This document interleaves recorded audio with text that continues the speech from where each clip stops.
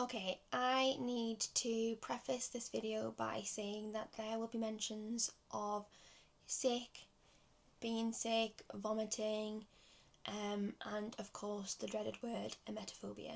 So those are my trigger warnings for this video.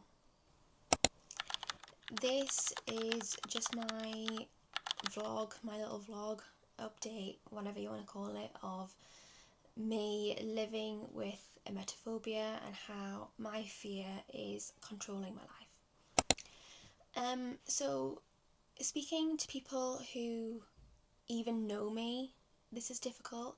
So I am hoping that this video will not only help me but help others understand me and my thought processes better.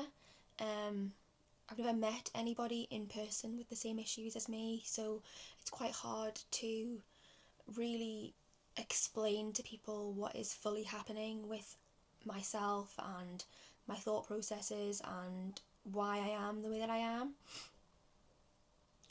Because whenever I explain to people, oh, I can't do that, I've got a fear of being sick, or like Sam will say, oh, she doesn't like being sick. It's like, and they'll be like, oh, I don't like being sick either. It's like, it's not it. It's really not it. I get that you're trying to help or maybe even trying to resonate or like relate on some level, but not liking being sick is totally different to having a fear of being sick. It takes over my entire life, and I'm hoping that in this video I can just get everything out, and this will be the first step in finally understanding myself more, or maybe this video might find people who can help me, I don't know. And I have put makeup on, and I've decided that in this video I am not allowed to get upset, I'm not allowed to cry. So, hello, I'm Harriet, and if you are new here, this is my little bookish corner of the internet where I'm basically just posting about books and being in my 30s and all the things that I get up to, and it's just for fun. This is just for fun. This is just like a little side hobby, because I think it's very important to have hobbies, and for me, my hobby is reading and at the minute vlogging. So I'm not sure where it'll take me, or if whether or not, I don't know, I'll continue in however many years time, but at the minute I'm really enjoying it and I'm just doing it for fun. Today's video, however, is a little different because I'm off for Easter right now, but in the lead up to Easter I had a run-in with one of my lifelong fears. So over the weekend I opened up for what has felt like the first time in a long time to my friends and family about the kind of things I do as part of my safety and coping mechanisms, as well as what goes through my head. Like, I know I have a problem. I am not delusional in that I think that what I'm doing is fine, or that's fine, I can just continue doing that for the rest of my life. I know I can't continue doing these things for the rest of my life because it is controlling everything. And this has been going on for as long as I can remember. And wow, to be one of those lucky people who win the mental health lottery and don't suffer from anything, like, I am so envious of you. I remember watching this video of a British influencer and doing a question and answer session on her Instagram, and she got asked how she deals with anxiety, and she was like, I've never had anxiety before. I get nervous before events and this, that and the other, but I've never had any mental health problems. And I just remember listening to that thinking, wow, like, I would love to have lived a life without anxiety. Like, how different things could have been. So I've just written a few things down, just about how this kind of like come around, and I decided that it's now time that I seek some help. So over the next 2 weeks, either before my hen do or after my hen do, I'm going to get back in touch with the doctors and I'm going to see what else is out there for me. So for the majority of my life, I have had a phobia of being sick. And it wasn't until sixth form which is around about the age of 17, that I got this diagnosis of emetophobia. I also was told I had anxiety and panic disorder, and OCD. So emetophobia, it's an off branch of OCD. So this is something that I have kept hidden, and I especially hide it in my everyday life because my job is a primary school teacher, and you have to act happy every day. You cannot bring your troubles or your problems into the classroom because you have 30 plus children there for you. You are there to help them. So even though I act happy every day, there are times, like especially at night time, right before I'm about to go to sleep, things replay in my head about sickness, and it's like there isn't a day that has went past that I've not thought about it.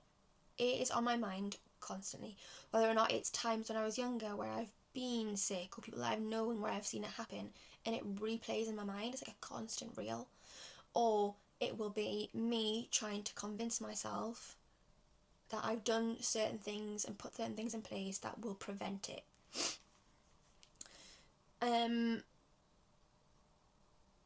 When I'm not at work, I think about it more, because when I'm at work, I am busy. I am so busy at work. You do not get a chance to think about it, basically. And that's what I love the most about my job. We are never clock watching. The day goes by so quickly. The children keep me entertained, and I just have a really good day most days.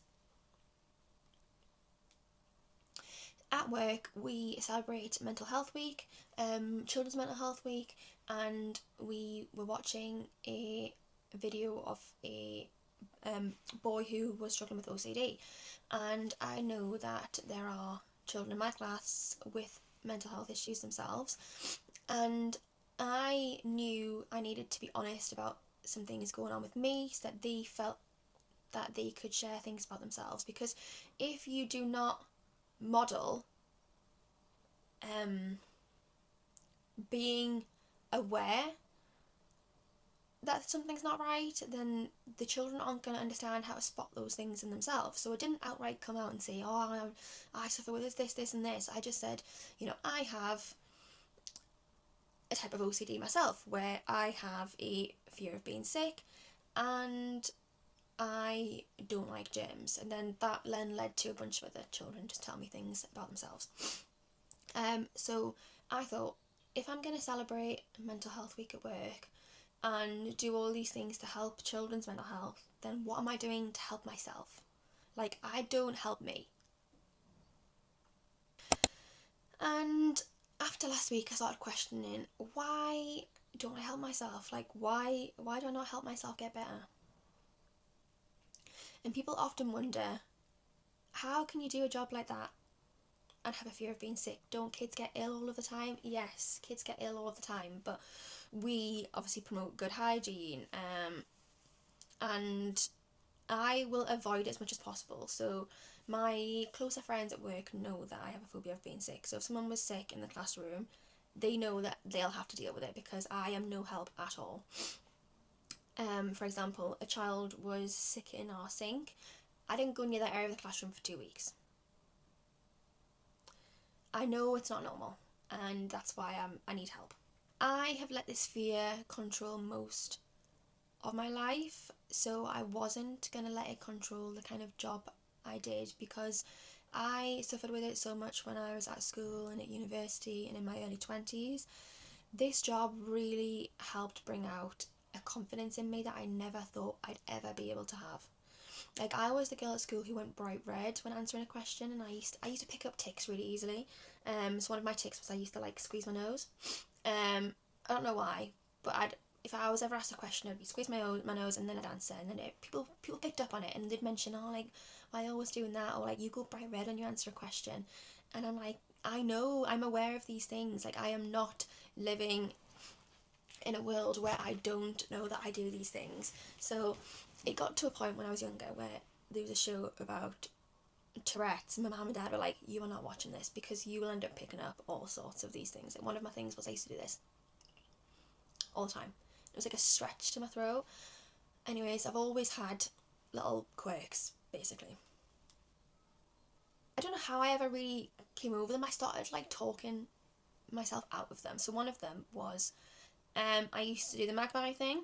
So I don't know if you do that in anywhere else in the world, but in the UK, if you see a magpie, it's 1 for sorrow, 2 for joy, 3 for a girl, 4 for a boy, and then the other ones I don't really pay attention to. So if I saw a magpie, just one, it meant something bad was going to happen, so I had to salute and I had to say, good morning, Mr. Magpie, how's your wife and kids today? Like, I know, I know that sounds strange, and I got that off my friend at the time in school because she started doing it and I started doing it. And I was doing my driving lessons, and the driving instructor was a bit like, both hands on the wheel, and I'm like, I can't not do it. There's a magpie there. I have to salute it. I have to see that little phrase. So I ended up getting to the point where I started saying it really quietly. I'd be like, "Good morning, magpie. How's your wife and kids?" Like really, really fast like that. And I'd still have to do it. Just do it like really slowly like that. And then I thought, I don't know what point in my life I started to think. Obviously, I'm like 18 at this point. And I'm like, what am I doing? I need to stop it. So I started. Slowly, I stopped doing it, and nothing bad would happen. So then, eventually, I just stopped. When I was in the very beginnings of high school, I used to count everything in my room. So I wasn't a light switch OCD, where you'd do it like 10 times or anything like that. I had to make sure everything was in its place in my room before I went to bed. So I'd sit up in bed and I'd be like, I'd have things to count. So let's just say there was 9 things. I'd be like, right, curtains, door, lamp, books, and I'd count them all out, make sure they were all in the exact place. I mean, don't ask me why, because I don't have an answer. I don't know why I did that, but I'm just trying to give some context into the fact that I've always had some things. And the purpose of this video is to hopefully reach the right audience so that I can meet and find other people who go through these similar things and maybe what they've done to overcome, especially if you've had emetophobia. I need to know how you've overcome it because I cannot continue living my life like this. I've managed to get out of my other OCD things by talking myself out of it because nothing bad happened when I stopped doing those things, but I've still not managed to get out of my phobia of being sick, and I think it's because I have this inexplainable fear of death. And I always remember when I was in year 4 at school, and the teacher at the time was telling us about how her son had gotten so drunk one night that she had to lie with him in bed so that he didn't lie on his back and choke to death on his sick. And I was like, being sick can kill you. And then since then it's like stuck, and it is obviously the thought and the feeling of being sick is awful, but it's mainly around the fear that it feels like you're choking, that you could die from it. So getting back to how this story comes about is because I saw a phrase on Instagram recently that said, don't be afraid of death, be afraid of a life unlived. And I cried my eyes out. I was like, I am not living my life. This is controlling me and I need to do something about it. So the night after Sam got sick, I decided to just write down all of my thoughts at that time. I basically did like a little bit of a journal. So as I mentioned before, this has been with me for what has felt like my entire life. I cannot remember a time without it. My avoidance tactics kicked in when I was at school, and I didn't do what normal young people did. So I wouldn't eat certain foods. I definitely would never drink alcohol to an extent where I'd get really drunk. I still now would rather go out if I had to on a night out or to a party, even my engagement party, and not have a single drink, because even in my head that one drink could set me off, basically, and I'd rather just not put myself in that situation. So this has impacted on my ability to go places. attend what is known as Freshers Week here, where it's a week of drinking when you first go to university.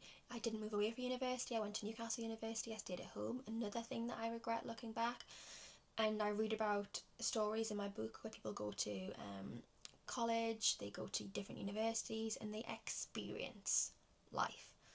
I did not have a very good university experience. I didn't attend most lectures or most seminars because at the time I was very low in my self-esteem and my confidence, and my fear was really at a high point then. Like, I had such bad attendance to the point where I was getting threatened to be taken off the course so many times.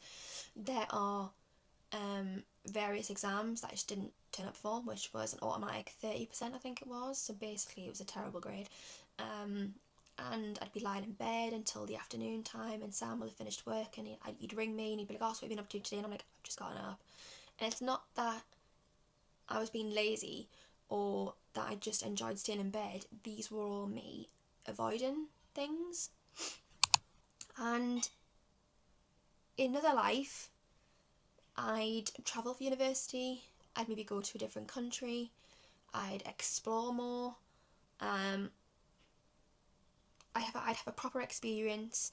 I wouldn't feel sick at the thought of meeting new people and having to explain why I am the way that I am, why I carry hand sanitizer everywhere that I go, why I can't eat with my hands unless I wash my hands beforehand, because antibac won't do it for me. It doesn't kill the germs enough. And having to explain those things to new people is so scary. As I'm getting older, I'm starting to think, why do I care so much? But at that time, I cared a lot. And I definitely look back with a lot of regrets. In another life, I wouldn't have anxiety, I wouldn't have panic attacks, I wouldn't have a fluctuating weight problem, I wouldn't need medicine or tablets to keep me feeling sane most days. I'd be and feel normal. And I wrote here, I sit in bed now after a night in hell as I write this, trying to explain what it's like to live with a phobia that is so debilitating. I started writing down what happened to Sam, which I'll not repeat and get back into what actually happened. Because no amount of telling you that you're okay or any kind of reassurance seeking can really stop the thoughts from happening. And I decided my only choice was to stay locked in the room that I was in. So I was in this room, and luckily I had my phone with me.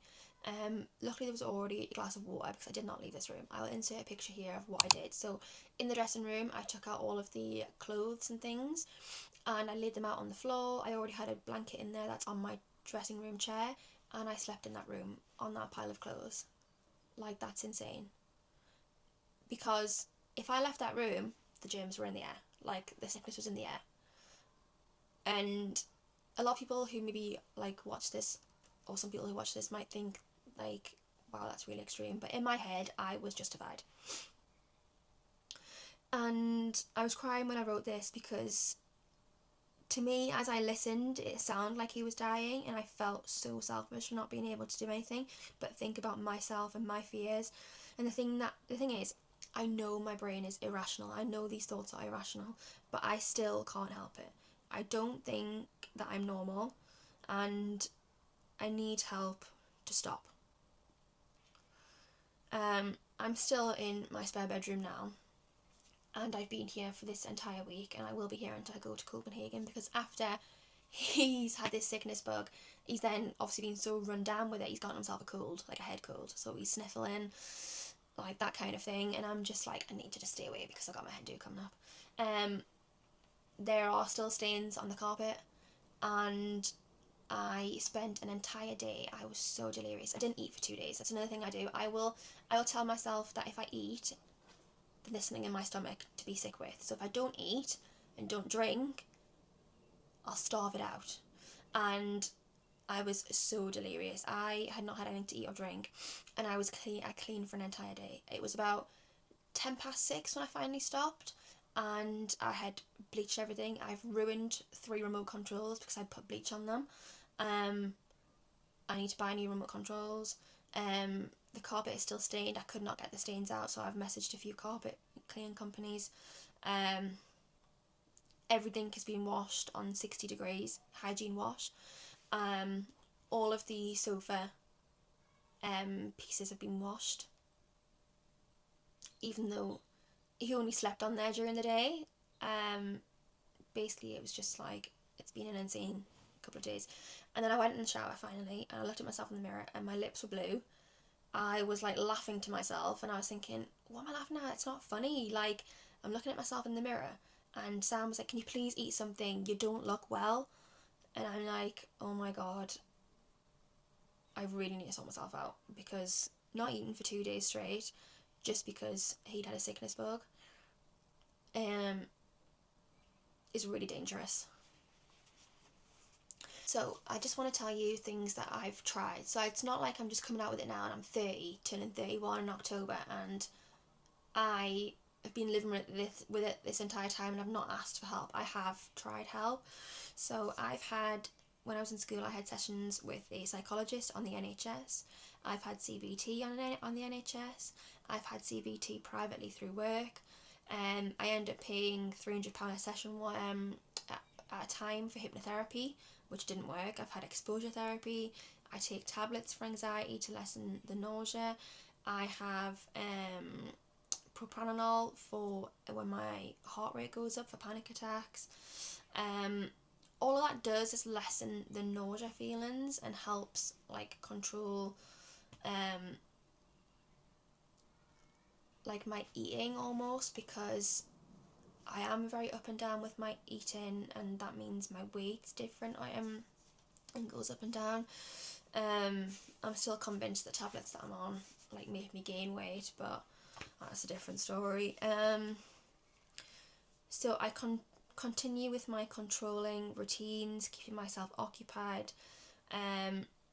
But after last week's meltdown, I know I need to get better, and I know that there is no magical cure, but I need it because I want to have a baby. And a lot of people ask, oh, so when you and Samuel having kids? And I've always said, oh, well, after we get married.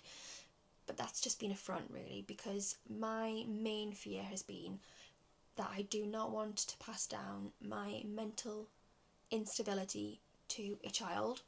I do not want to pass down my fears. I do not want to experience what happens in pregnancy, which obviously is the nausea and being sick. I know that babies be sick. I know that kids get sick.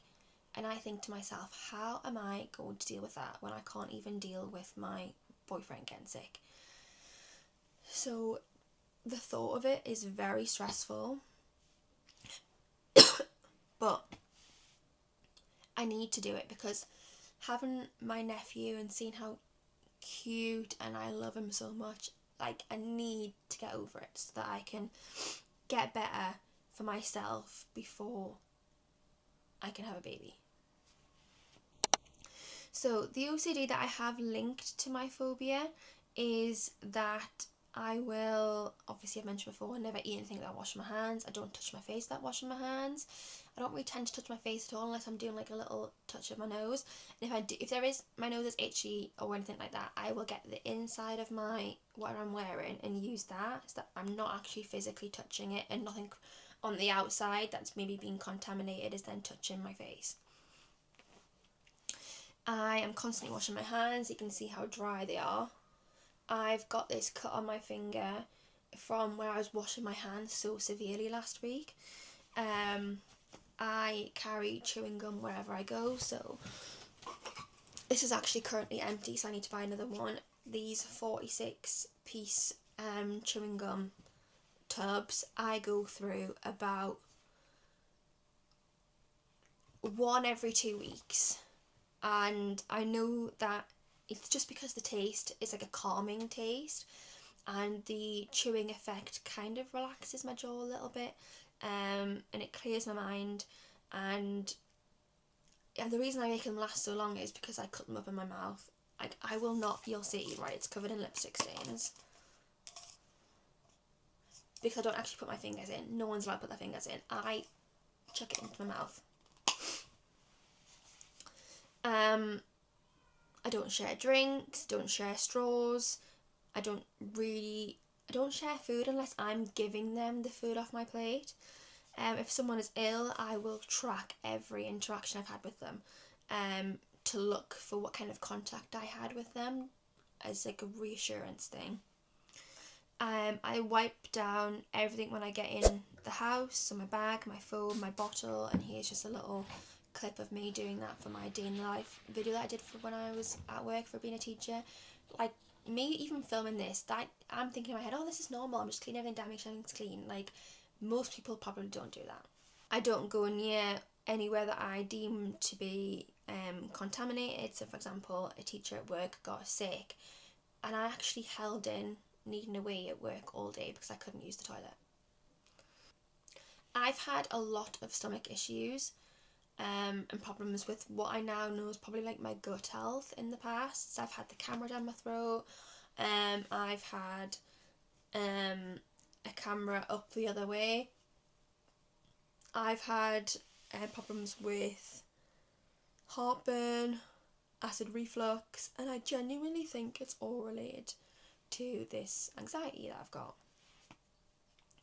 And this really took a turn during COVID. As I mentioned before, I'm constantly up and down with my weight, and I was having stomach issues where my stomach was looking like this daily during COVID, and that's when I finally got put on the anxiety medication, which has really helped me a lot, but I gained weight so fast after that. And I really struggle to lose weight because I don't enjoy exercising.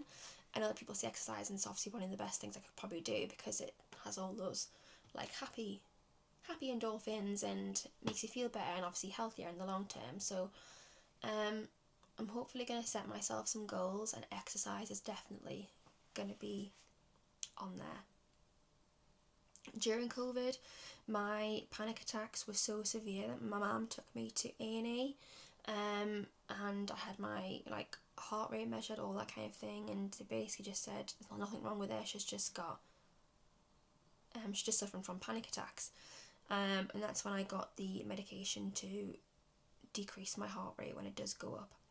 One night I felt so alone and it got so bad that I actually rang the Samaritans for help. Like, people don't realise how bad it actually got for me at one point. They just thought, oh, she's got stomach problems, she's got a sore tummy. It's like, it wasn't that. It was really, really bad. The one thing I do need to mention is that I'm so glad that I have Samuel and that he is as understanding as what he is, because he makes me feel like really safe, and I know he can't be there all of the time when I'm going through these kind of things because it is impacting him as well. So if I'm going through a panic attack in the middle of the night, and I'll turn the light on, and like, 'cause I need to be like aware, and he's got work the next morning and he's half dazed, he'll still rub my back, he'll help me calm down, he'll be awake with me when I'm going through it. And even though all of this was going on with him and he was one that was suffering and he was one that was ill, he still texted his sister and was like, I really need help, like Harriet's in the room crying, I'm being sick and I don't know what to do. And I'm like, I couldn't have found someone more understanding. Ugh. And I am very, very lucky for that. And this was just basically, I can't even remember if I've even mentioned everything that I do in this video, or if there's anything else that I've missed off. Like, I know I've got all of these things that I do that it's like hard to keep track because a lot of it is subconscious. I don't know I'm doing it, and a lot of things I've noticed and I've made myself notice and I've made myself comment on it and I've told people about it, so now I'm picking up on it. So like the cleaning things down and that kind of thing, I've had all the different types of therapy, but I'm just hoping that this or reaching out, and this video can give me the hope that I am so desperately wanting for myself, because I want to get better. Like, how do I get better? I am going to the doctors, like I said, at some point, and I will let you know if they give me any kind of like short-term solutions or even any long-term solutions or anything like that, and I will share those as well. But in the meantime, I'm looking for people who have overcome emetophobia, and they can show me that they've had kids and they've been through pregnancy and they've been through sickness and they have survived it. And I know you've survived it. I know people survive it. Like, that's, I know that. I just want people to tell me that I can start living my life where I am not constantly thinking about it. Like, I do all of these crazy, insane things, like all of those safety strategies and my reassurance seeking, and I need it to stop, because I need to start living and being happier. And I think being happier will come when I tackle my phobia, basically. I'm sorry if I've went on a little bit, or if I have just repeated myself throughout this video. It's kind of like my thoughts are very much like I've said them out loud. They're very much all over the place sometimes, and I have just been suffering with this for such a long time now that I just can't wait to look back on this maybe at some point in the future and think, like, she overcame that. And even though things did happen when I was at school, like, I missed a lot of people's 18th birthday parties, or going out with my friends, socialising, meeting new people, making new friends. Like, I've got friends on the internet now that I've made through BookTok and Bookstagram, and I could never have seen myself doing that. And, like, look at me now not doing the magpie thing. Look at me now not counting things in my room or doing random ticks. Like, I want to look back and say, look at me now. I no longer have a phobia of being sick, and I hope one day that can happen. So I managed to get to the end of that video without totally crying my eyes out, and I hope that this finds who it's meant to find. And if you would like to message me about anything in this that's been mentioned in this video, I am all ears. Thank you very much for listening, and that's pretty much it from me.